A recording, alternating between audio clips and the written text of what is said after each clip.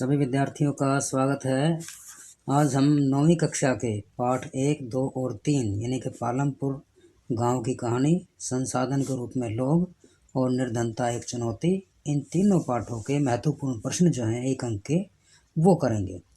तो आइए शुरू करते हैं। प्रश्न संख्या 1 है, काफ़ी महत्वपूर्ण है कि किसी भी देश में गरीबी के मुख्य कारण क्या होते हैं, इन्हें निर्धनता क्यों होती है, कारण क्या है इसके। तो जो पाठ में बताए गए मुख्य कारण विद्यार्थियों, उनमें सबसे पहला भूमिहीनता, उसके बाद बेरोजगारी, उसके बाद परिवार का आकार, उसके बाद अशिक्षा, फिर खराब स्वास्थ्य, उसके बाद बाल श्रम और लास्ट में है असहायता, यानी कि आदमी काम करना चाहे लेकिन उसे काम उपलब्ध ना हो पाए, ऐसी स्थिति। और इसमें सबसे बड़ा यदि योगदान किसी बिंदु का लगाएंगे तो वह है पहले 3 पॉइंट, यानी कि भूमिहीनता, बेरोजगारी और बड़ा कारण एक और अशिक्षा, यानी कि अशिक्षा के कारण भी लोग गरीब रह जाते हैं। और एक लास्ट पॉइंट जो इन में से किसी में भी नहीं आया या इन पॉइंटों में से क्लियर नहीं हो पाया, वह कारण है अंधविश्वास। तो नेक्स्ट क्वेश्चन के लिए चलते हैं। अगला प्रश्न है आपके सामने कि विलास के पिता ये क्या काम करते थे। तो विलास के पिता विद्यार्थियों मछली पकड़ना, यह काम वो करते थे। नेक्स्ट क्वेश्चन है, प्राथमिक शिक्षा में नामांकन बढ़ाने के लिए सरकार ने क्या कार्यक्रम चलाए थे।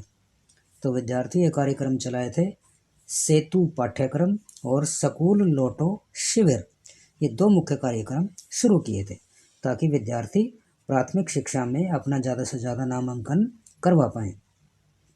नेक्स्ट है, निम्न में से तृतीय क्षेत्र कौन सा व्यवसाय आता है जो तृतीय क्षेत्र में आता है। जैसे कृषि है, वानिकी है, खनन है और बैंकिंग है। तो निसंदेह इसके अंदर बैंकिंग जो है वह तृतीय क्षेत्र में आता है। नेक्स्ट, सकल के पिता क्या काम करते थे। तो सकल के पिता एक किसान थे, वो कृषि करते थे। नेक्स्ट, किस राज्य में स्वास्थ्य सुविधाएं सबसे कम है, यानी कि स्वास्थ्य सुविधाओं की कमी है। तो आंसर है इसका विद्यार्थियों बिहार, और नंबर 2 पे इसके बाद है आपका उड़ीसा। नेक्स्ट, मानव पूंजी निर्माण में सबसे महत्वपूर्ण तत्व वह क्या होता है, यानी कि मानव पूंजी का निर्माण होता है। तो सबसे महत्वपूर्ण तत्व है जो इसका वह विद्यार्थियों शिक्षा, क्योंकि शिक्षा के बगैर कोई भी मानव संपूर्ण नहीं हो सकता। अगला है कि किसी राज्य में या किस राज्य में साक्षरता दर सबसे अधिक है अपने देश में। तो वह राज्य है विद्यार्थियों केरल, दक्षिणतम राज्य है भारत का। अगला प्रश्न है, सन 2000 में शिशु मृत्यु दर यह कितनी थी। तो शिशु मृत्यु दर थी विद्यार्थियों 75 प्रति हजार, यानी कि 1000 बच्चों के जन्म के पीछे 75 बच्चे वो मृत्यु के ग्रास में चले जाते थे, दुर्भाग्यवश। अगला प्रश्न है, 1950-51 में विश्वविद्यालयों की संख्या कितनी थी अपने देश के अंदर। तो 1950-51 में यानी कि आज़ादी के बाद में विश्वविद्यालयों की संख्या थी विद्यार्थियों कुल मिला के 30, यानी कि 30। पहले पंचवर्षीय योजना में शिक्षा पर कितना खर्च किया गया। तो पहले पंचवर्षीय योजना में विद्यार्थियों 151 करोड़ खर्च किया गया। नेक्स्ट है, सर्व शिक्षा अभियान, जैसा कि ये लोगो आपके सामने भी होगा।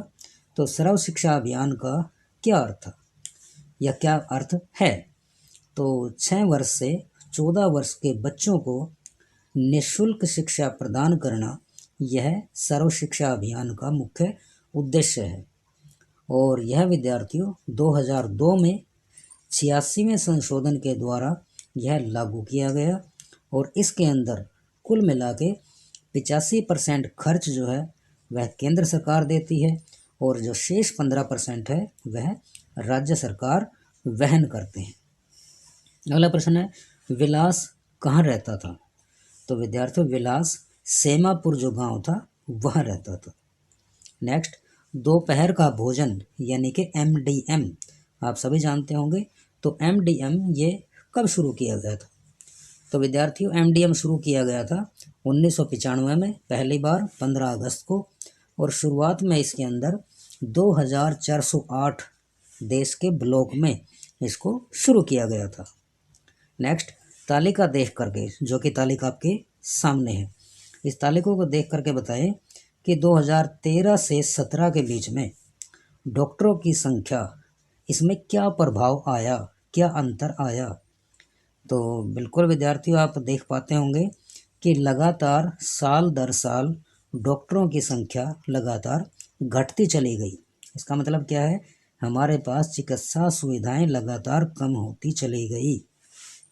नेक्स्ट, सविता जो महिला थी 24% की दर से किससे रुपए उधार लेती है?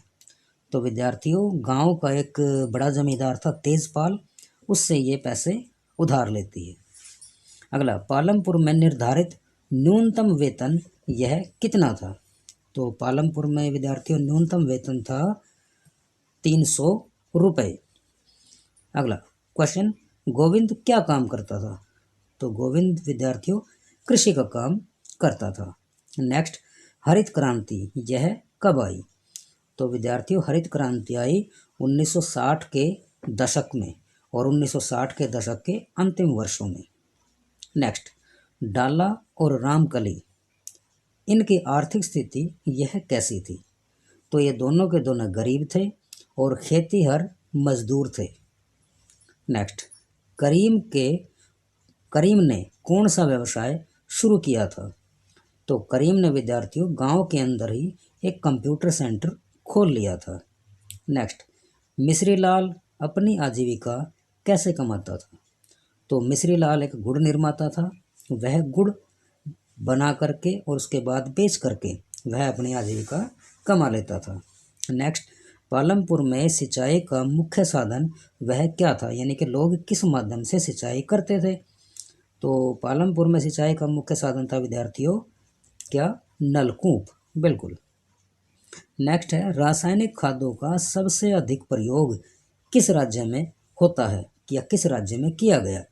तो आंसर है पंजाब। पंजाब में सबसे अधिक रासायनिक खादों का प्रयोग किया जाता है। नेक्स्ट है HYV बीज, यानी कि हाई यील्डिंग वैरायटी बीज, ये क्या होते हैं? तो ये बीज विद्यार्थियों अधिक उपज वाले बीज होते हैं, यानी कि जिनसे ज़्यादा से ज़्यादा उपज प्राप्त हो। अगला क्वेश्चन है, काम के बदले अनाज, यह कार्यक्रम कब शुरू हुआ?